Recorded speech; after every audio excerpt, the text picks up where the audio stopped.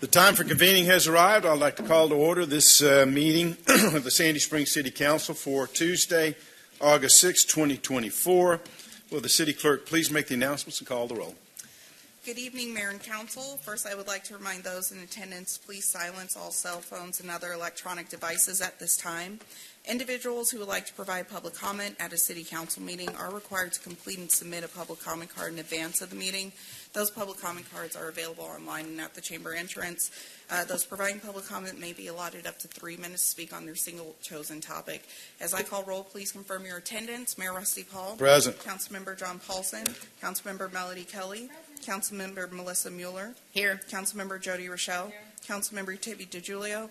Councilmember Andy Bauman. Please join me for the Pledge of Allegiance. I pledge allegiance to the flag of the United States of America and to the republic for which it stands, one nation, under God, indivisible, with liberty and justice for all. Madam Clerk, do we have any public comment cards? Yes, we received one public comment from Mr. Bill Griffith. Mr. Griffith, welcome back.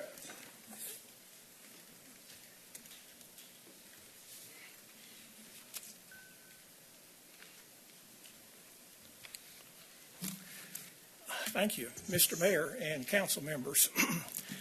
At several recent council meetings, I've talked about concerns with the Roberts Drive Side Path Scope and Study, Given that the recently approved budget includes over $10 million for the Roberts Drive Side Path, my comments must have been too little and too late. The study is basically a fleshing out of the Sandy Springs Trail Master Plan dated October 2019. The primary goal of that plan to increase access to the CRNRA, the park.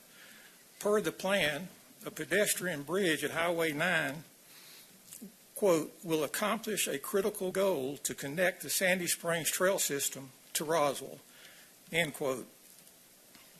Construction of that critical goal bridge has not even started.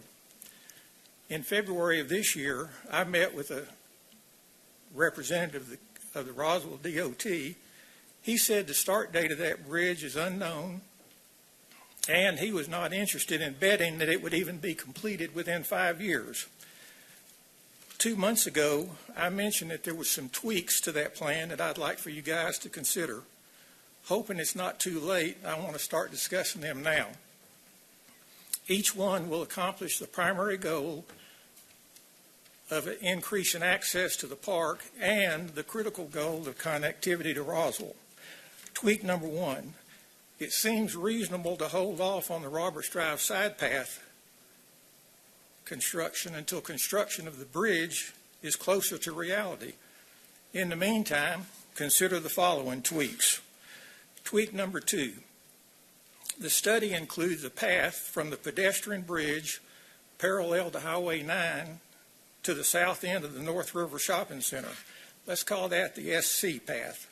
Rather than cut through the protected neighborhood on Roberts Drive and incur exorbitant topography-related costs, extend the SC path to Dunwoody Place, then on to Phase 1 at Roberts Drive. That extension is less distance than the less distance than the Phase 2. And then terminate Phase 1 at the park and modify Phase 2 to only include filling in sidewalk gaps on Roberts Drive. Tweak number three, same as number two, except branch off the SC path at North River Parkway, go past the middle school on Pride Place to Roberts Drive, connecting to Phase 1 at that point. Now I'll discuss some other tweaks later. Thank you, guys. Mr. Griffith, thank you. You've gotten very good at keeping everything within 3 minutes. Thank you. We'll see you again next week. Or 2 weeks. All right. Is there a motion to approve the meeting agenda? Mr. DiGiulio. I move approval of the meeting agenda for Tuesday, August 6th, 2024. Is there a second? Been moved by Mr. DiGiulio, seconded by Ms. Rochelle, that we approve the meeting agenda. Is there any discussion? Hearing none, we'll call the question. The question is on approval of the meeting agenda. All in favor of the motion, say aye. Aye. Opposed, no. The meeting agenda is approved. Is there a motion to approve the consent agenda? Mayor Powell. Ms. Rochelle. I move that we approve the consent agenda for Tuesday, August 6th. We have a motion by Ms. Rochelle. Is there a second? Second. Been motion by Ms. Rochelle, seconded by Ms. Mueller, that we approve the consent agenda. Is there any discussion? Hearing none, we'll call the question. The question is on approval of the consent agenda. All in favor of the motion, say aye. Aye. Opposed, no. The consent agenda is approved. Moving to presentations, I have tonight. We all know that tonight is National Night Out, but it's also Purple Heart Day in Sandy Springs. And so we'll have our proclamation that I'll read. I know, Mr. DiGiulio, I want to thank you for your service, and as our lone Purple Heart member of our council, thank you for your sacrifice. But I'll read the proclamation. Whereas the Purple Heart is the oldest declaration in present use and was initially created as the badge of military merit by George Washington in 1782, and whereas in 1932, upon the 200th anniversary of George Washington's birth, the Purple Heart was revived as a medal recognizing American soldiers wounded or killed in the line of duty, and was emblazoned with George Washington's profile and coat of arms. And whereas the mission of the Military Order of Purple Heart, chartered by an act of Congress, is to foster an environment of goodwill among the combat wounded veteran members and their families, promote patriotism, support legislative initiatives, and most importantly, make sure that we never forget. And whereas veterans have paid the high price of freedom by leaving their families and communities and placing themselves in harm's way for the good of all, and whereas the contribution and sacrifices of the men and women from Sandy Springs who served in the armed forces have been vital in maintaining the freedoms and way of life enjoyed by all citizens, and whereas the city of Sandy Springs is a Purple Heart city and appreciates the sacrifices our Purple Heart recipients made in defending our freedoms, and believe it is important that we acknowledge them for their courage and show them the honor and support they have earned. Therefore, I, Russell K. Paul, by the virtue of the authority vested in me as the mayor of the city of Sandy Springs and on behalf of City Council, proclaim August 6, 2024, Purple Heart Day in Sandy Springs, a Purple Heart city.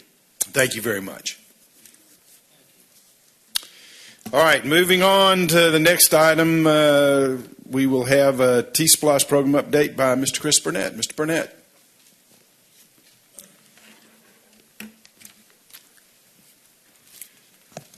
Good afternoon, Mayor and Council. It's good to be with you. I am here today as your representative to the Citizens T-Splosh Oversight Committee. This is for Phase 2. You'll recall that the Phase 2 process, or T-Splosh, began on April 1st of 2022. It runs for 5 years through March 31st of 2027. So we are about 26, 27 months into the program at this time. We typically do this meeting normally after our committee has met. We did meet on June the 27th. And our committee, each of the 14 cities that's in T-Splosh, Fulton County, there are 15 cities in the county, but Atlanta, you'll recall, has its own T-Splosh program that's independent of the counties. So the 14 cities each have their own representative, and then typically there'll be representatives from Fulton County, the Public Works Department, and then representatives from the firm of Goodwin, get my name here. We've got an intermediary firm called Goodwin, Mills, and Kaywood, and they're a third-party intermediary administrator that provides much of the data to us on an ongoing basis. So if we'll go to the first slide, please. Or do I have control of that? I guess I do. All right, so you'll recall we began, this is, again, T-Splosh Phase 2. A 0.75% sales tax collected for a period of 60 months, so said beginning April of 22 and concluding in March of 27.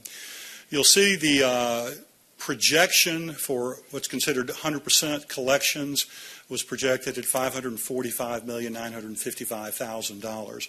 That would be considered Tier 1 and 2 projects. There is a Tier 3 category, but for purposes of projections, it was $545.9 million was Tier 1 and 2 projects, and that's for all 14 cities combined. Sandy Springs' portion of that is about 21.37%. And the way we get to that number is that it's based on population size. Other than City of Atlanta, we are the second largest population city in Fulton County, so we get the largest at 21% of the total revenue collected. So you'll see the next number there at $99,722,000 represents our Sandy Springs Tier 1 and Tier 2 projects, and that would be over the course of the 5 years. That would be our total projected revenues over the course of 5 years. So looking at the chart, this represents the program since inception, since April 1st of 2022. And you'll see the way it's done in 2022, which was 9 months. You'll see the revenue levels there. You'll see projected revenues and actual revenues received from tax collections. In 2023, that's a full 12 months. And then in 2024, that's the first 5 months of this year.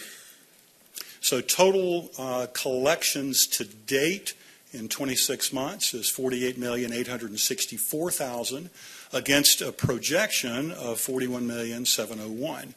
So aggregate for 26 months, we're running 117% ahead of the original projections. We're averaging about $1,879,000 per month in tax collections on an original estimate of $1,604,000. So we're currently tracking at about $275,000 per month ahead of projections. Let's focus mostly on 24 to see where we are through the first 5 months. We know that tax collections are seasonal, and particularly in the months following the holiday shopping season, January and February in particular, we're going to have less consumer spending, and that's reflected in these numbers. You'll see that in January we were only 90% of projections. We climbed to 97% in February, then got back over 100% in March, April, and then a particularly good month in May when we did 123% of budgeted collections. So thus far, we're at about $9 million, or just under $9 million in the aggregate collected year to date, which is 107% of projections. So as you'll recall there, I mentioned the 3 tiers.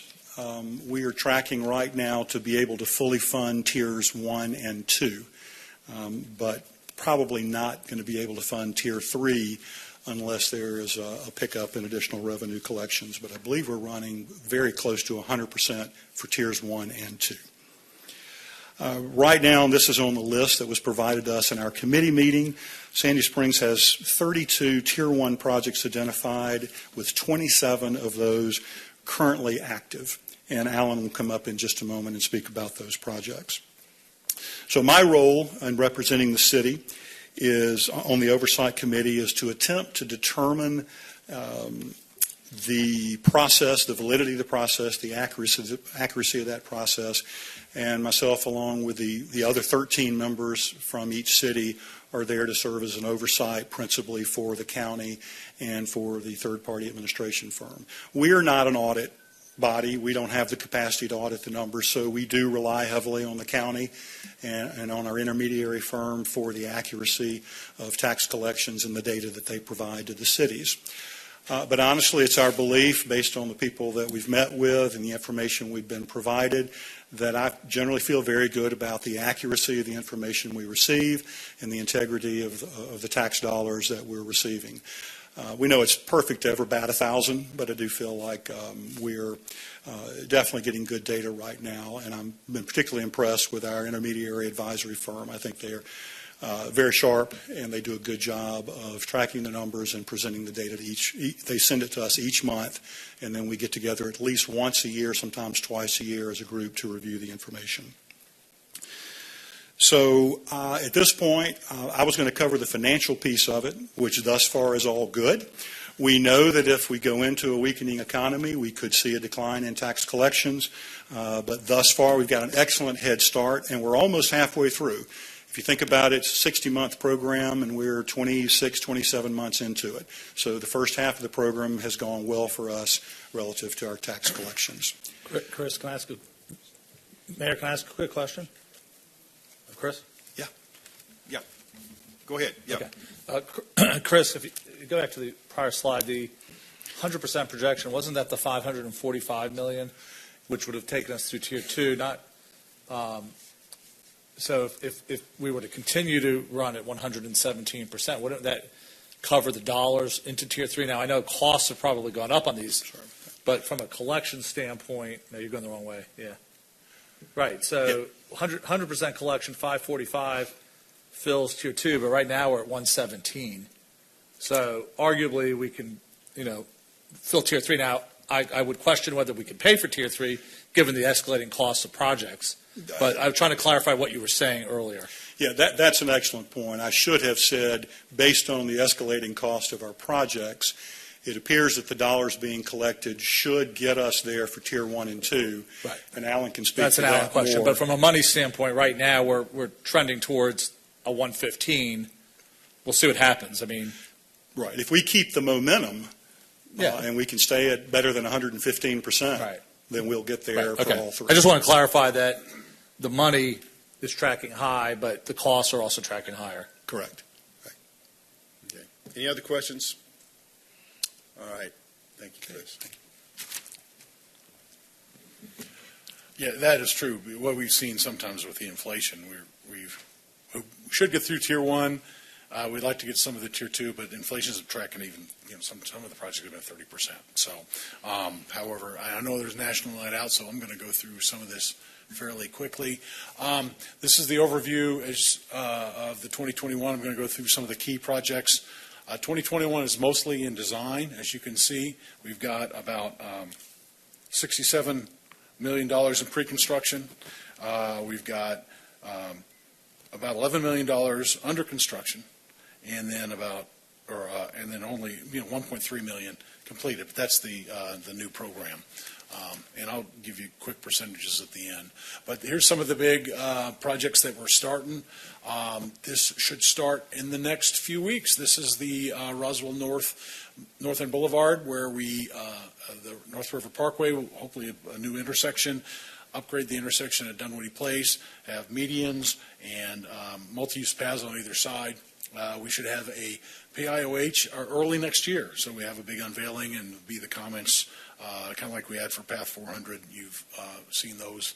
The big type GDOT PIOHs should be coming early next year on that one.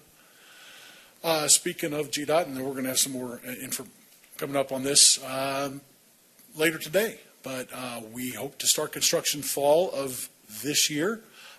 We are building segments 1 and 3 as part of this project. 1 goes from south of Nancy Creek up to Windsor, and segment 3 goes from Ridgeview Middle School up to the 285-400 path that was built. And there's new business tonight about the GDOT agreement.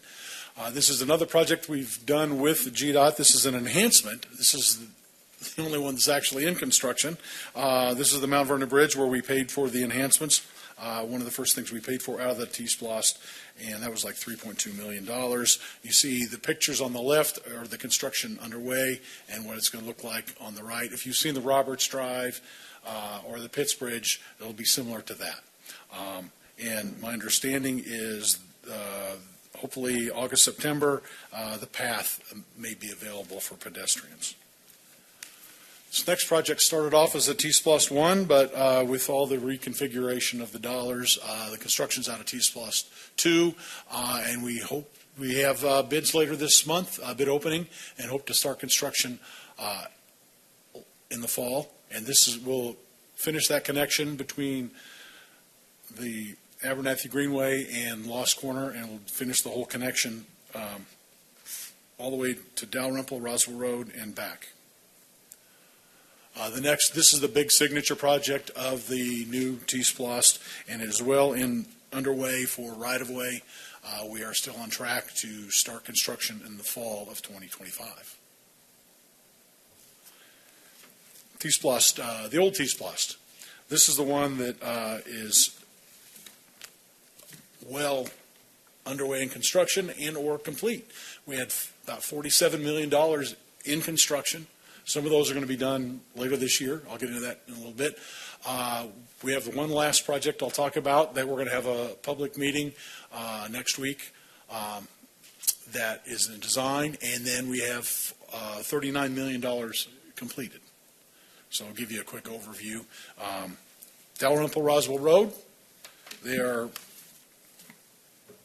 getting drainage put in right now, and they've got a new post for a signal that should be open by October.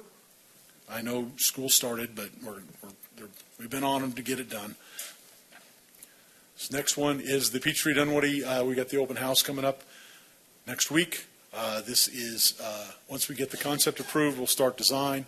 This will be a connection from Hammond up to Mount Vernon. This is what we call the last mile connectivity project, which gets you to a MARTA station without having to take a car. And this is going to connect into the 192 project, which I'll talk about in a little bit, which is the Mount Vernon, and which will get you eventually to City Hall. And also on the south, you've got the Peachtree Dunwoody Lake Hearn. There's a multi-use path that takes you down to the 285 path and then onto the path 400. Spalding at Pitts, this should be done at the end of September. I put October here. You never know what's happening. This is adding the turn lane on Spalding and on Pitts. A lot of big, giant detention pipes in there, but it is close to being done. So by the fall, this should be open as well. And this is the big, and those are the last of the intersection projects of the first T-Splost. And then, as you know, we're underway on the Johns Ferry Mount Vernon, and you kind of get a feel for, this is the major project of T-Splost 1. We've got basically $30 million worth of construction going on across the way. You see, here's what it looks like now, and here's what it's going to look like from a rendering on the left. And the right, there's the connector road that's graded out and what it'll look like when it's all said and done. And then, you know, just the overview of the project plus a drone view of the project with the work next to the park. And our last major project is the Mount Vernon Corridor. This is funded with PCID, T-Splost funding up to Barfield from the lower school and church, and then PCID's funding from Barfield over to basically Perimeter Point. Again, you see the renderings on the bottom of what it will look like at Barfield and at Glenridge, and then this is utility and drainage construction underway on that. And this one adds a multi-use path on the south, a sidewalks on the north, intersection improvements at Glenridge and Barfield. And this just kind of gives you an overview of the schedule of what the remaining projects are. You can see most of it is actually done in 26. There's some lingering ones. Like the Hammond project goes into 28 because we haven't started construction. And the Roswell, we just got started on that one, so that's going to take a while. It's kind of like Path 400, scope size. And then we just got started on the design of the Peachtree Dunwoody TS 131, so that gets into 28. But everything else is done 26 or 27. So of the active projects. And just kind of a quick overview of what we've gotten done. So T-Splost 1, 78% of the projects are complete, 18% are in construction, and 2 of those are about to be done. And then we're mostly in pre-construction on T-Splost 2, with a few in construction. We've got a lot of sidewalks we're cranking out, and a lot of those are actually complete.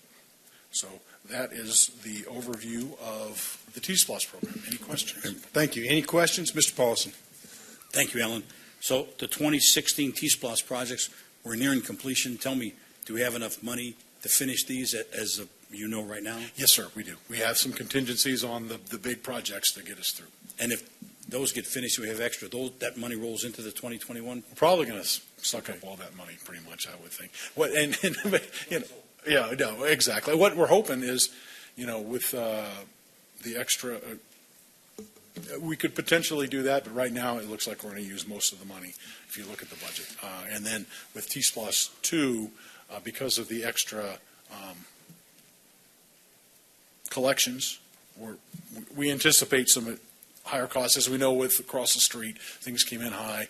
Hammond's probably going to come in high. I mean, things are starting to come down, so we'll see. So I have a feeling we're going to be mostly Tier 1 on the T-Splosh 2, but if we can get into some of the Tier 2s, that would be fantastic. Ms. Mueller.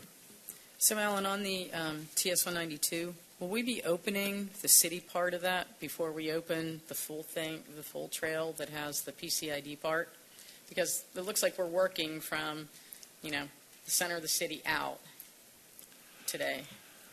I haven't seen the specific parts of that. It's the PCID part is a lot easier. It's basically, you do Barfield, and I mean, it's possible, but we haven't, dictated the means and methods. So right now, as far as I know, we're basically going from City Hall out. But the PCID section is basically overlays and restriping plus the multi-use path. The section west of 400, we've got Barfield intersection we've got to improve, and Glen Ridge as well. So hopefully we'll get done quicker than what the schedule is, but a lot of that's going to depend on utilities. But we could phase it if one part is open, is ready before We the could, other. absolutely. Like, for instance, keep it hopefully the close. connector road on 191 will be done earlier. Yeah. Right now, 191, we're doing some switches over from, hopefully, in the next couple of weeks, we'll be moving traffic over for the next phase, and at some point, maybe at the end of that phase, we might have the connector open. It's going to depend on what they get, but you totally could do it in phases if one section gets done, absolutely. Thank you. Any other questions? Ms. Rochelle. Turn your microphone, please. Sorry, 191, the connector road is going to have side pass on both sides, right? Yes, I have to, let me double check that. It's sidewalks or side paths. Let me confirm that. Okay, thank you. But basically, 191, you've got the connector road, you've got multi-use paths on the inside next to the library and the school, and sidewalks on the outside next to the neighborhoods. That's generally what it is. I'll confirm. I just want to make sure that we have them on the. Yeah, we connectors. definitely have pedestrian access, whether it's a multi-use path. I believe it is a Okay. multi-use path, but let me confirm that. Thanks. Any other discussion? Dr. Kelly. All right, thank you. Couple of questions. TS 105, we were doing some small adjustments. Yes, that one we had to pull. We kept putting it out, and the bids kept coming in high. So we're re-advertising that. So we are going to get those U-turns. We haven't forgotten about it. Okay. It's just we're having to rescope it. Okay. S 2105, North End Boulevard. We expect that to come in much higher than 8 million, right? That is our local match. So basically, this a GDOT. It's like Path 400, where we did 4 million out of a 20 million. That is basically what we anticipate the match, and I can't recall off the top of my head what the total, but it's like 17, 18. It could be the same size. That's why I basically say it's around 20 million-ish, like Path 400. Okay. So that is just the local match portion. Have we already secured the? We have secured similar to what we did on Path 400. We kind of get our foot in the door with the design. Right. And so we've got the design match. Heath and Lineback, I think it was approved last time. Right. So we're starting July that design. And then we've put in for the next phase, which would be right-of-way. So I know our next request is for the right-of-way section. Okay. So basically so we'll have a better handle what the right-of-way or construction is. Okay. Then we put it in for the next. So each couple of years, you go to ARC and make a tip amendment request. And that's what we did with Path 400. Every time it comes out, we're like, hey, we'd like another 15 million, they give us 6. Got So it. something Okay. like that. That's what would happen on the north end. Okay, thank you. Yes, ma'am. Any other discussion? All right, thank you. All right, thank you. All right, moving on to public hearings. Will the clerk please read the first item? Agenda item number 2024-192, consideration of an ordinance to set the ad valorem tax rate for the city of Sandy Springs. This is public hearing 1, presented by, City Manager Eden Freeman. Ms. Freeman. Thank you, Mr. Mayor, members of council. Tonight is the first of the 3 required public hearings in order to establish the annual millage rate for the city of Sandy Springs. The amount that is before you is the rate that is established by the city's charter at 4.731%. No action is required this evening, but I'm happy to answer any questions that you may have. All right. Madam Clerk, do we have any public comment cards? No. All right, we'll close the public hearing. Is there any questions by the council? Dr. Kelly. I have one question. Yes, ma'am. I'm looking at the document that is the current tax digest and 5-year history of levy, and the 52 million. The 52,192,000. That amount, the total amount of taxes levied. Is that reflected in our budget? The amount that is included in the total tax levy is a projection by the tax commissioner's office based upon if all taxes are collected. It has been our experience over the last few years that that is not the number that is received. So the number that we have included in the FY25 budget is 44.5 million, Right, which so it did is represent a slight increase. I would be very hesitant to budget at 52 million because I do not believe we will collect 52 million. Okay, so we're at 44. Yes, ma'am. Those are the 2 numbers Yes, ma'am. that connect. All right, thank you. Yes, ma'am. All right, we'll close the comment and the discussion, and the clerk will please read the next item. Agenda item number 2024-193. This is ABL number 27407. Consideration of approval of an alcoholic beverage license application for 915 Crestline Catering, LLC. That's 915 Crestline at 915 Crestline Parkway, Sandy Springs, Georgia, 30328. The applicant is Andy Chopra for consumption on the premises of beer and wine, presented by Chief Financial Officer Tony Carlo. Ms. Carlisle. Good evening, Mayor Paul and Council. This is a change of ownership alcohol license application for consumption on the premises of beer and wine for 915 Crestline Catering, LLC, 915 Crestline Parkway, Sandy Springs, Georgia, 30328. The applicant, Andy Amit Chopra, has met all requirements, and staff recommends approval. All right, have we had any public comment cards? All right, we'll close the public hearing. You've heard the report of the Chief Financial Officer. What's the desire of council? Mayor Paul, Ms. Mueller. I move that we approve agenda item 2024-193, ABL number 27407 for the approval of an alcoholic beverage license application for 915 Crestline Catering, LLC, 915 Crestline Parkway, Sandy Springs, Georgia. I have a motion by Ms. Mueller. Is there a second? Second. A motion by Ms. Mueller, seconded by Ms. Rochelle, that we approve agenda item 2024-193, the alcoholic beverage license application for 915 Crestline Catering in Sandy Springs. Is there any discussion? Hearing none, we'll call the question. The question is on agenda item 2024-193, the alcoholic beverage license application for 915 Crestline Catering. All in favor of the motion, say aye. Aye. Opposed, no. The item is approved. The clerk will please read the next item. Agenda item number 2024-194. This is ABL 27323. Consideration of approval of an alcoholic beverage license application for Vinny's NY Pizza and Grill, and that's at 111 Glenridge Point Parkway, Sandy Springs, Georgia, 30342. The applicant is Bob Ahad for consumption on the premises of beer, wine, and distilled spirits, presented by Chief Financial Officer Tony Carlisle. Ms. Carlisle. This is a change of ownership for consumption on the premises of beer, wine, and distilled spirits alcohol license. Vinny's New York Pizza and Grill, 111 Glenridge Point Parkway, Sandy Springs, Georgia, 30342. The applicant has met all requirements, and staff does recommend approval. Have we had any public comment cards? All right, we'll close the public hearing. You've heard the report of the Chief Financial Officer. What's the desire of council? Mr. Mayor, Mr. DiGiulio. I move approval of item 2024-194, alcoholic beverage license number 27323, an alcoholic beverage license for Vinny's New York Pizza and Grill at 111 Glenridge Parkway, Sandy Springs, 30342. We have a motion by Mr. DiGiulio. Is there a second? Been moved by Mr. DiGiulio, seconded by Mr. Baumann, that we approve agenda item 2024-194, an alcoholic beverage license application for Vinny's New York Pizza and Grill at 111 Glenridge Point Parkway in Sandy Springs. Any discussion?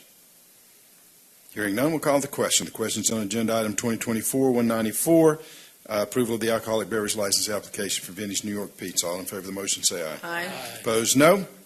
The item is approved. Moving to new business, the clerk will please read the first item. Agenda item number 2024-195, consideration to approve the purchase of equipment for the City of Sandy Springs Fire Department and to authorize the city manager to execute documents to effectuate the same. This is presented by Fire Chief Keith Sanders. Chief Sanders. Good afternoon, Council and Mayor. Before you is a request for your consideration to approve the purchase of a new fire truck and to authorize the city manager to execute the documents. In 2018, you adopted a replacement program that we have continued to maintain in the fire department of replacing apparatus. This purchase will involve replacing the current engine that's at Station 2. If you'll notice in the document, that's up to 48 months before we will actually receive this apparatus. At that time when we receive it, the truck that we were replacing will be at its life in service of 10 years, and at that point we will place the truck in a reserve status. In 2014, when I got here, we had one reserve engine. Today we have two reserve engines and one reserve aerial, which is critically important to ensure continuity of service and operations in the fire department.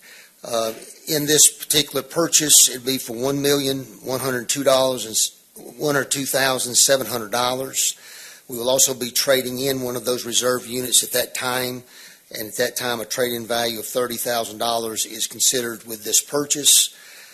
If you recall, the Pierce Manufacturing has been our single source provider of fire apparatus since the city's inception. Pricing for the equipment is in accordance with the competitive bidding contract 1905 awarded to Pierce by the national purchasing partners that the city is a part of.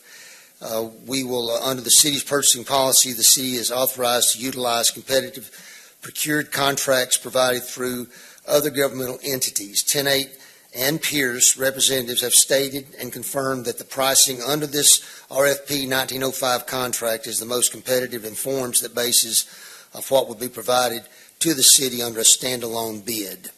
And on page 2, it breaks down what those costs are involved. This is a 3-year lease payment. The first payment will begin, and that lease payment was a part of the 2025 budget, and that payment will be made in May of 2025. I'm available to answer any questions you may have. Excuse me, you've heard the report of the fire chief. What's the desire of council?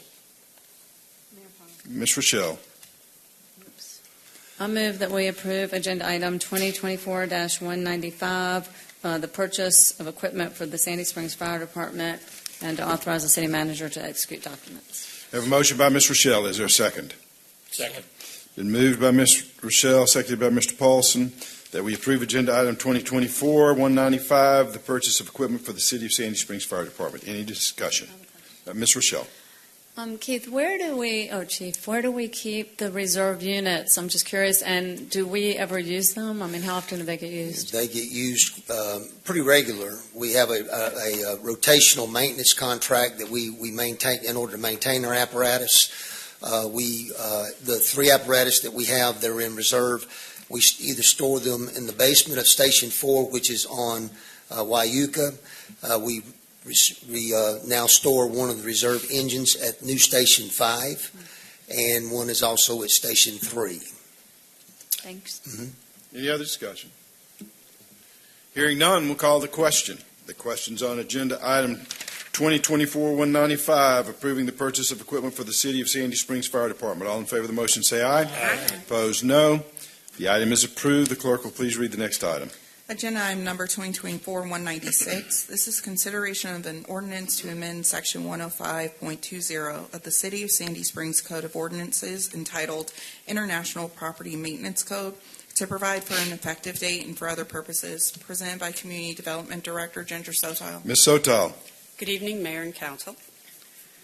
Earlier this year, several inconsistencies between the International Property Maintenance Code, also referred to as the IPMC, and the city's code were noted in the processing of cases through our Sandy Springs Municipal Court. The IPMC regulates the conditions and maintenance of all properties, buildings, and structures within the city to ensure that they're safe, sanitary, and fit for occupation. In an effort to rectify these inconsistencies and to provide for proper and consistent enforcement of the IPMC within the city, before you is a proposed text amendment to Section 10520 of the city ordinance. I'm happy to answer any questions you might have. All right, you've heard the report of the Director of Community Development. What's the desire of council? Mayor Paul, Mr. Paulson. I move approval of Agenda Item 2024-196, consideration of an ordinance to amend Section 105.20 of the City of Sandy Springs Code of Ordinance entitled International Property Maintenance Code, and to provide for effective date and for other purposes. Have a motion by Mr. Paulson. Is there a second? Been moved by Mr. Paulson, seconded by Ms. Rochelle, that we approve Agenda Item 2024-196, an ordinance amending Section 105.20 of the City of Sandy Springs Code of Ordinances. Any discussion? Mayor Paul. Mr. Paulson. Thank you, Ginger. So I read through these, which was hard, okay?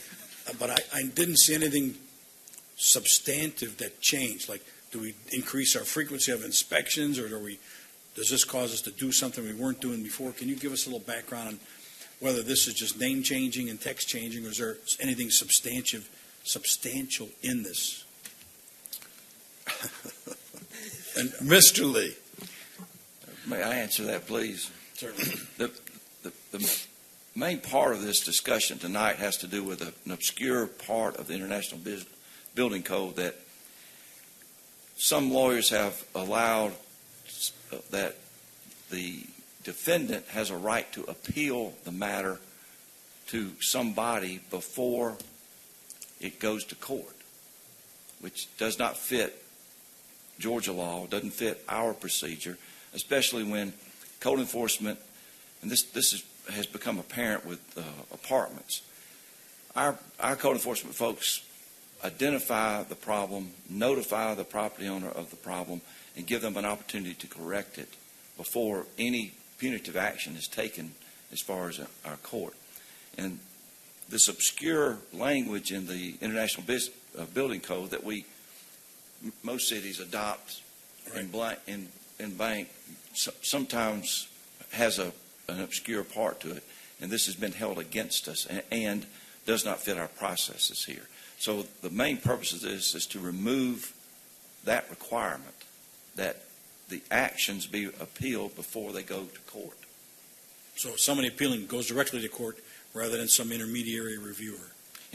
What would happen in some other jurisdictions that adopt this, they would take the complaints of the code enforcement personnel to the appeals board instead of through a citation process that we use. There's still due process for all the property owners that are charged. And I would hasten to point out again that even before anybody's charged, code enforcement routinely gives 30 to 60 days for correction of the problem. Thank you. And that is not even in the International Building Code. Huh, okay. All right, well, thank you. Any other discussion? All right, hearing none, we'll call the question. The question is on Agenda Item 2024-196, an ordinance to amend Section 105.20 of the City of Sandy Springs Code of Ordinances. All in favor of the motion, say aye. Aye. Opposed, no. The item is approved. The clerk will please read the next item. Agenda item number 2024-197, consideration to approve the purchase of environmental mitigation stream credits for the Boylston Drive at Hammond Drive intersection realignment project, and to authorize the city manager to purchase the credits. This is presented by Public Works Director Marty Martin. Mr. Martin. Mayor and Council, good evening. Tonight, in the interest of furthering or advancing to execution our project T58-1 Boylston Drive at Hammond Drive intersection realignment project, I bring before you a request for your approval to purchase environmental mitigation stream credits as a requirement of the U.S. Army Corps of Engineers in the interest of being able to construct this project. To that end, the staff was successfully able to locate available environmental mitigation credits through Waka Mountain 2 Mitigation Bank. the project required some 1,215 stream mitigation credits at a cost per credit of $195 in order to achieve satisfactory status with the U.S. Army Corps of Engineers. So with that tonight, staff recommends approval of the purchase of these stream mitigation credits in the amount of $236,925. All right, you've heard the report of the Public Works Director. What's the desire of council? Mayor Paul, Ms. Mueller. I move that we approve agenda item 2024-197 for the approval of the purchase of environmental mitigation stream credits for the Boylston Drive at Hammond Drive intersection realignment project, and to authorize the city manager to purchase the credits. Have a motion by Ms. Mueller. Is there a second? I'll second. Motion by Ms. Mueller, seconded by Dr. Kelly, that we approve agenda item 2024-197, the purchase of environmental mitigation stream credits for the Boylston Drive at Hammond Drive intersection project. Any discussion? Ms. Mueller. So, Marty, just a question. Is there a named stream there, or is that an unnamed stream? The one on Yeah. at the site, Yes. I do not believe it's named, but I think my resident expert is in the room. Let me look back. And you don't Okay. believe it's named. Thank you, Maggie. And then just a question, I think that we talked about this when we did the Abernathy South Greenway and the mitigation and this credits. Where's Waka Mountain? I mean, it sounds like this is an antiquated process where you have to go and search for these credits and they're not necessarily in our jurisdiction. We experienced the exact same thing, the search for credits, when we had to secure stream mitigation credits for the Path 400 project. In this case, the oversight and administration is provided by the U.S. Army Corps of Engineers. It's their regulations that they promulgated that we're abiding by. They as well provided us information on the available bankers, those owning the credits, that we could pursue purchasing the stream credits from. As a part of this process, the Corps has given us the guidance information. It's then up to us to secure the credits with the particular banker, or those that have them available, in this case Waka Mountain. They do have an Athens address for this particular bank that we're purchasing from. And then once we have secured the credits, we complete the Corps permit that goes along with that work. It's a very fascinating process because it's not even like local, but thank you for getting them so we can do the project. And at some point, maybe we create our own credits in our own bank, but we're not quite there yet, and we have these projects in front of us right now, unfortunately. So with that, we've had to go for the stream credits. Mr. DiGiulio. Marty, for those of us who don't have a really good memory, environmental mitigation stream credits, how do you say that in English? So there's about, we're going to impact roughly 135 linear feet of this creek. So as a part of that impact, we're going to shift it, we're going to move it around, et cetera. Our consultant, in this case NV5, takes this evaluation form required by the Corps of Engineers and applies a matrix of questions against those impacts and how we're going to impact this site and the particular conditions at this site. And that comes up with the score, I'll call it, these 1,215 stream mitigation credits that we need in this case for this particular impact. And that's the number we go seek from the bankers that we, in this case, found with Waka Mountain. Councilman, did I get close to your answering your question with that? I assume this means we're moving the stream some way. We are. And we have to we're shift moving it, we're having to Okay. pay a penalty to the government. So if you're familiar with Boylston at Hammond, Yeah. Hammond's this way, Boylston's here, then the driveway to the south. We're bending things, especially on the Boylston side to the north, puts us into the existing creek bed. We've got to move the creek because of that. Okay, thank you. Mr. Martin, can you confirm that this is not a navigable stream?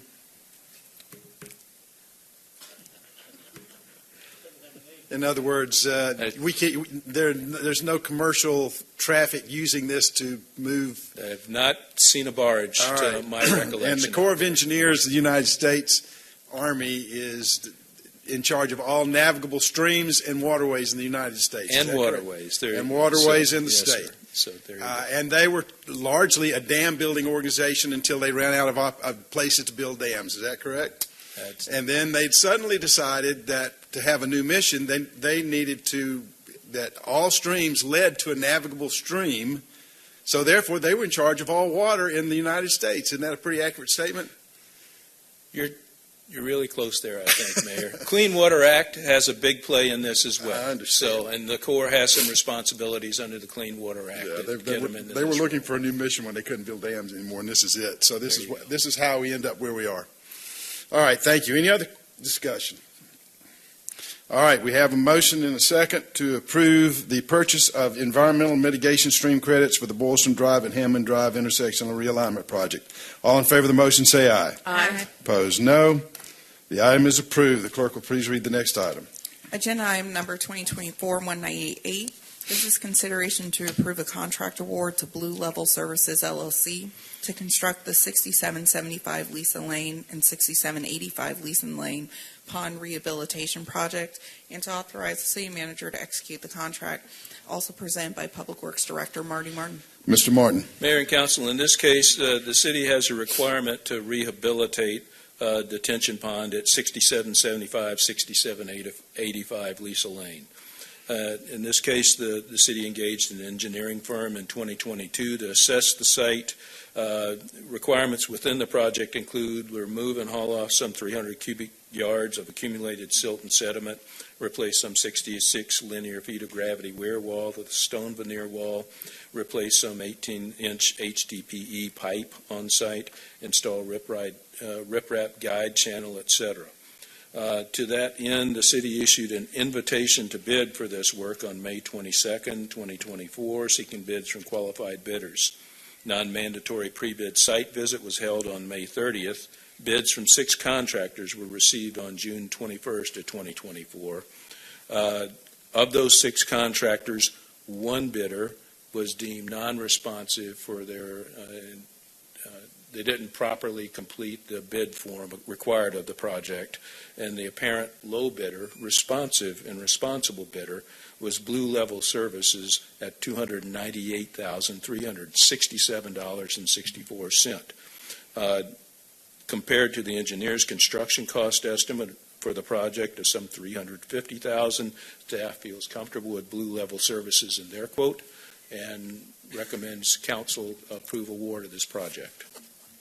You've heard the report of the Public Works Director. What's the desire of council? Mayor Paul. Ms. Rochelle. I move that we approve agenda item 2024-198, approval of a contract to Blue Level Services LLC to construct the 6775 and 6785 Lisa Lane Pond Rehabilitation Project. Have a motion by Ms. Rochelle. Is there a second? Second.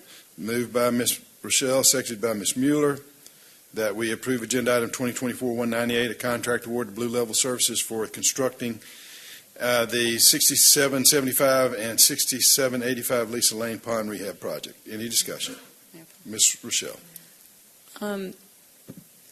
So there's probably not a week that goes by that someone doesn't call about a retention pond in their yard or some sort of storm water drainage. And can you explain why we are responsible for this one and not the others that? In many cases, we've adopted some of these ponds over time. In the case of, for instance, our MS4 report identifies some 34 ponds across the city that we have responsibility to inspect and maintain. Of those, about 21 of those ponds on our MS4 report that we have responsibility for, 21 of those ponds are effectively at private residential addresses. Those come to the city through a number of means.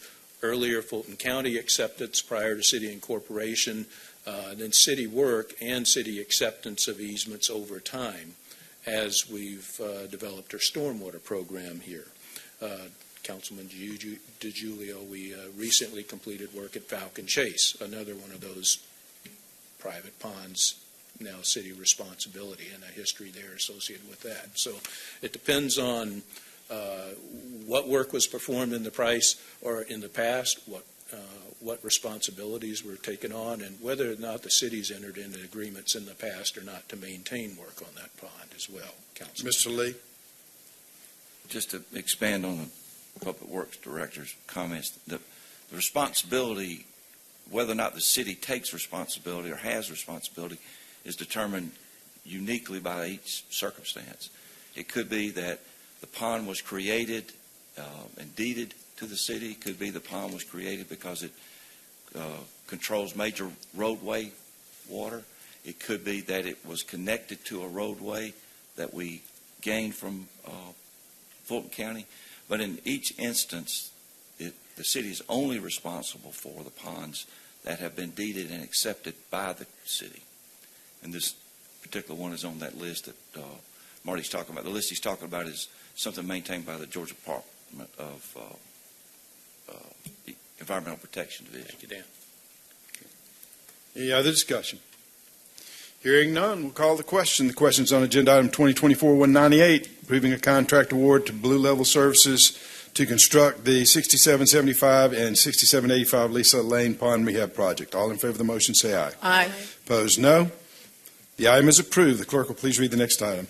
Agenda item number 2024-199, consideration to approve a construction agreement between the City of Sandy Springs and the Georgia Department of Transportation for construction of the City of Sandy Springs portion of the Path 400 Multi-Use Trail Extension Project, and to authorize the mayor to execute the agreement. This is presented by Public Works Director Marty Martin. Mr. Martin.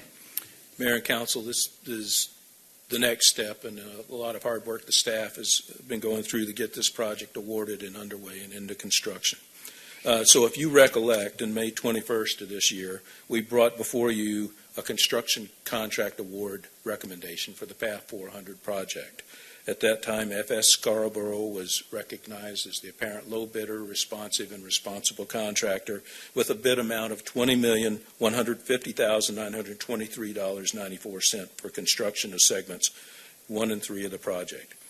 GDOT has approved that award recommendation. After your award approval that night, we submitted the entire bid package with your award recommendation to GDOT for their review. The product of GDOT's review of that work and your award approval is this construction agreement I bring before you tonight, which establishes the understandings, the financials, the responsibilities between all parties, those two parties being GDOT and the City of Sandy Springs, in the execution of the construction of this project. As a part of that, the city brings to the table some $4,030,184.79 in local match, and the federal government, through GDOT in this case, $16,120,739.15 as those dollars appropriated or budgeted through ARC and through GDOT in this case. With your approval, I hope, tonight of this construction agreement, we hope to get ink on this agreement and get it back to GDOT. The last step we need from GDOT in order to execute the award of this project will be a notice to proceed to construct from GDOT, which hopefully they will provide fairly shortly to us after we send this executed agreement back to them. All right, you've heard the report of the Public Works Director. What's the desire of council? Mr. DiGiulio. I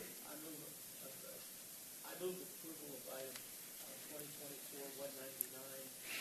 consideration to approve the construction agreement between the City of Sandy Springs and the Department of Transportation for construction of the City of Sandy Springs portion of the Path 400 Multi-Use Trail Extension Project. We have a motion by Mr. DiGiulio. Is there a second? Second. Moved by Mr. DiGiulio, seconded by Mr. Baumann, that we approve agenda item 2024-199, a construction agreement between the City of Sandy Springs and Georgia Department of Transportation for constructing the City of Sandy Springs portion of the Path 400 Multi-Use Trail Project. Any discussion? Hearing none, we'll call the question. The question is on agenda item 2024-199, the construction and agreement between the City of Sandy Springs and GDOT for the Sandy Springs portion of the Path 400. All in favor of the motion say aye. Aye. Opposed, no. The item is approved. The clerk will please read the next item. Agenda item number 2024-200. This is consideration to approve the purchase of a 6x3 display wall for the Traffic Management Center at City Springs from Utilicom Supply Associates, LLC, presented by Public Works Director Marty Martin. Mr. Martin. Mayor and Council, tonight we recommend to you the approval to purchase materials and services to remove and replace the 6x3 video wall display panel in our traffic management center. The city's proposed contractor in this case, Utilicom Supply Associates LLC, Utilicom, in the amount of $297,967.35. I believe most of you have had the opportunity to visit the Traffic Management Center here in years past. As you're aware, it's the hub for us with some 132 traffic signals across the city. It's where we monitor some over 130 closed-circuit TV traffic cameras. Plus, it's also where we get input for so many of the other traffic control devices that we use in the field. Along with that, for Public Works, whenever we're in incident response mode, be it storm recovery, whatever have you, that the TMC also serves as our hub and our dispatch center as we work to restore normal traffic operations to the city. Due to the quickly evolving world of technology, the video wall installed when this building was first completed is now outdated and unable to be upgraded effectively. This is coming to you from a guy who once had his television in his home, one that I had cherished for a long time, but it was on its last legs, that had a friend in the Air Force refer to it as Jurassic. So I understand it. It may be a little quick to get rid of displays, et cetera, at some point, but in this case, TMC indicates they need the reliable resolution provided in the display panels, and we need the ability to maintain and upgrade the system as required. So with that, we bring before you tonight this proposal for $297,967.35 with Utilicom Supply Associates to replace our video wall. You've heard the report of the Public Works Director. What's the desire of council? Mayor Paul. Ms. Mueller. I move that we approve agenda item 2024-200 for the purchase of a 6x3 display wall for the Traffic Management Center at City Springs from Utilicom Supply Associates, LLC. We have a motion by Ms. Mueller. Is there a second? Second. Been moved by Ms. Mueller, seconded by Ms. Rochelle, that we approve agenda item 2024-200, the purchase of a 6x3 display wall for the Traffic Management Center at City Springs. Any discussion? Ms. Mueller. So Marty, if we're replacing the entire wall, how long does that take? And then do we have, what plan is there while that's being reconfigured that we're still able to manage operations? All right, so Kristen, if you could help me with that, please. Kristen's poured over the details on this with Jim, so. I guess the most important thing to mention, first of all, is because of our strong IT support, that we can monitor remotely while the wall is being reconstructed. So we can pull up, through the video platform, and also directly into CCTVs. We can pull up any of the cameras that are installed for intersection surveillance. In terms of the time, I'm going to have to double check that with our vendor, but we recently replaced the desk that had actually been brought over from the old City Hall, and we did that in a couple days. So really it's a matter of having all the equipment kind of ready to go, and I think at that point the process is pretty quick, probably 1 to 2 weeks to get that completed. So sounds like there's a plan and we can access, and we're still right. Business It doesn't, as usual. We have we have access to all of our dashboards and all of our other signal monitoring platforms while that's being done. So, thank you. Any other discussion? I have a question. Dr. Kelly.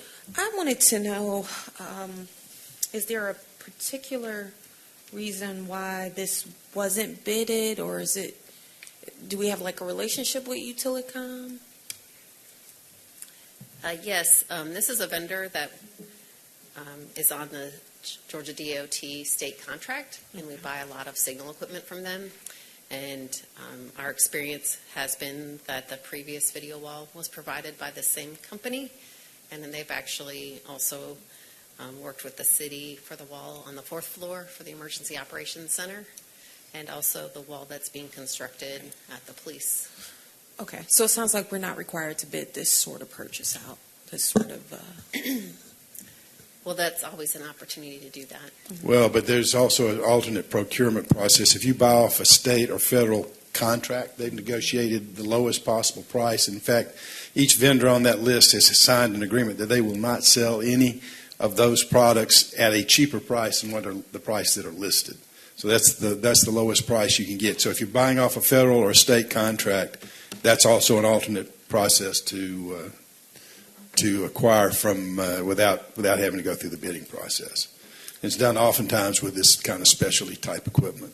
And part of our consideration also is that with the installation of the original video wall, we have a server, that computer system that runs the video wall, and that will be operational with the new wall, but might not be compatible with another system, and that would have to be replaced and upgraded as well. all right, thank you. Let me ask you, this may or may not be related, but I'll leave it up to you to decide. This morning I had an exciting opportunity to sit and watch a red light for quite a while. And there were a number of people at that intersection who felt that if they blew their horns long enough, the light would change on its own. Do we have any ability to remotely monitor when a traffic signal is not functioning properly so that we can correct that and lower the temperature on our roads? Yes, and actually when people call into the call center, that's exactly what we do, and we do it in real time. Well, I did. Right, Yeah, and I did, and it changed. Ultimately, it did. Sometimes, and also, as you know, school resumed yesterday. Everybody's getting back into the groove of things. So maybe they were early yesterday, maybe they were late today. I'm not sure what time, Mayor, that occurred. But that is one of the benefits of our system. And the other thing that we have, we have these Bluetooth devices that are installed on major corridors throughout the city. So when there is an obstruction, like sometimes things happen that you didn't see, and you get to the intersection and it's all backed up because 10 minutes before a car stalled in the intersection, or there was a crash, and police and fire have already removed all of that, but the backup is there. And what we do is, say on a corridor like Abernathy or somewhere where there is a corridor, you make some modifications to help clear that out after the obstruction is out of the way. But you don't always know that obstruction was there. No. It's sort of, if it's out of the ordinary, something probably happened. And we are always working diligently on the recurring congestion, the places we know, to try to get the most capacity, squeeze as much as we can out of our system as we can. So Well, I did call the call center, and within just not seconds, but less than a full minute, it was working again. So yeah, and otherwise I'd still be there. Sure. No, we appreciate that, and we always, one is the health of the system, right? Did something happen? Did detection go out? Was there some kind of electrical anomaly that created a problem? So those are all the diagnostics that we do. And sometimes things are more complicated. Something broke. There's inside those signal cabinets are a lot of devices, and any one of these things having a failure could end up with a signal not cycling properly. So I encourage everybody, just for the record here with you all, and also the public that's paying attention today, if you come across a signal that is not cycling properly, call it to the call center, because that is actually one of the most dangerous conditions. Mm-hmm. So when a signal and flash, we're supposed to stop. But when a signal's not cycling and it continues on, people make a lot of bad decisions and can be hazardous. So we'd really like to know about that. And we check, even if it's after hours, we're checking on that. Yeah. No, once the call went in, it was corrected very quickly. But it was just kind of interesting that people felt if they blew their horn long enough, it would change. So. Certainly. All right. Thank you. Back on subject. Any other discussion? Hearing none, we'll call the question. The question is on agenda item 2024-200, the purchase of a 6x3 display wall for the Traffic Management Center at City Springs. All in favor of the motion, say aye. Aye. Opposed, no. The item is approved. The clerk will please read the next item. Excuse me, this is agenda item number 2024-201, consideration to participate in the new national opioid settlement with Kroger Company, presented by City Attorney Dan Lee. Mr. Lee. Mayor Council, you'll remember that we've had this discussion many times about other participants in the drug and pharmaceutical distribution process in America. When the legal movement began to recover damages from those participants allegedly involved in the inappropriate handling of opioid prescriptions, a class action suit was filed, and many of those cases are being settled, and this is one that I bring before you tonight. $1.2 billion settlement has been reached with Kroger. This proposal tonight authorizes the mayor to sign, having the city participate in the recovery, that $1.2 million. What the amount is, I don't know. What the city will relinquish is the right to sue Kroger, which I don't think we had any intent to do. But that's the only thing the city gives up, and it allows us to participate not only in a direct disbursement of funds of the 1.2 million, but billion, excuse me. The Attorney General and the Governor will be deciding how to distribute about 50% of the state's share, and that's going to be done through a process through Department of Community Health, which is also handling other settlements. I'll be glad to answer any questions. All right, you've heard the report of the city attorney. What's the desire of council? Mayor Paul. Mr. Paulson. I move approval of agenda item 2024-201, consideration to participate in the new national opioid settlement with Kroger Company. Motion by Mr. Paulson. Is there a second? Been moved by Mr. Paulson, seconded by Mr. DiGiulio, that we approve agenda item 2024-201, the participation in the new national opioid settlement with Kroger. Any discussion? Mr. DiGiulio. Dan, you said we've approved several of these in the past. Do you know how many we've approved in the past and how much money we've gotten out of it? I have the money. So thus far, in 2023, we received $74,706. In 24, we received $88,685, and then recently a $28,000 payment.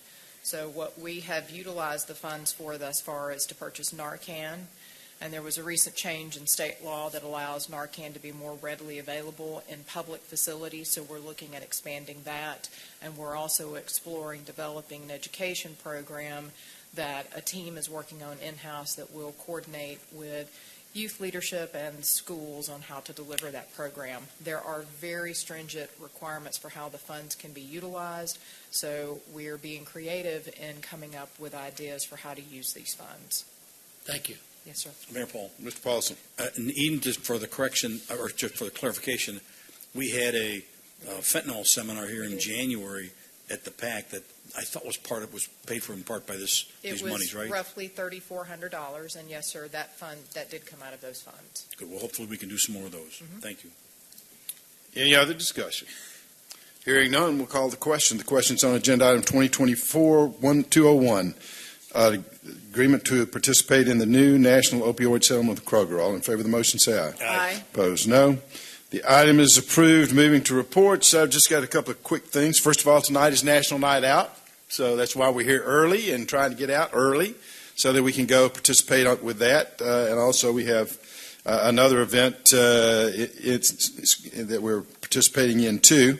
I had a meeting yesterday with Congressman Rich McCormick and his team to go over and this was several mayors of North Fulton or in his district, not just in Fulton County, to look at his process for figuring out how community-funded projects will be decided within the federal budget.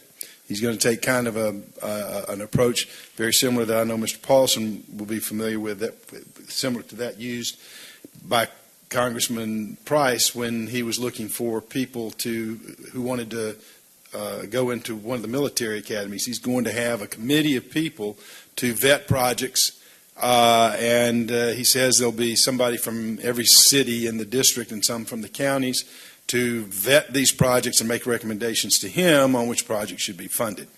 So that was interesting. There'll be more details to come from that. We'll be very interested in following that process because we have benefited from some of those in the past. Also, I participated in the Swiss National Day. Not too many people realize that the Switzerland's southeastern consulate is in Sandy Springs. And so I was invited over to celebrate the National Swiss Day. We had most of the consular corps from the metro Atlanta area there. I told them I was very delighted that we had a small portion of Switzerland in Sandy Springs, and that I would be back in January to ski. It's off of Glen Errol Road. It's a residence. It's most of like a lot of the consulate offices in this region. They are nationals of that country who live in an area, and their primary function is helping with visas and other. It's not a full-blown consulate like the Nigerian we have, or the Israeli one that's or the Indian consulate like that. But they're very important, and it's great to have them in Sandy Springs. Yeah. So they play an important role, and they're really volunteer consulates. Anybody else have anything, Mr. Paulson? Thank you, Mayor. While we were in session, the number of Purple Heart veterans in attendance doubled. So we have Mr. Ed Harmon, who was a little bit late, but he's here. Ed is a Marine who's welcome in Operation Desert Storm. Thanks for coming, Ed. All right. That's it. Anything else?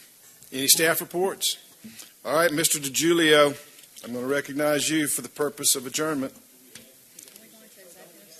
We don't have an executive session, do we? No. It's on the agenda. That's just standard. That's just standard protocol. It's always on there. Mr. DiGiulio.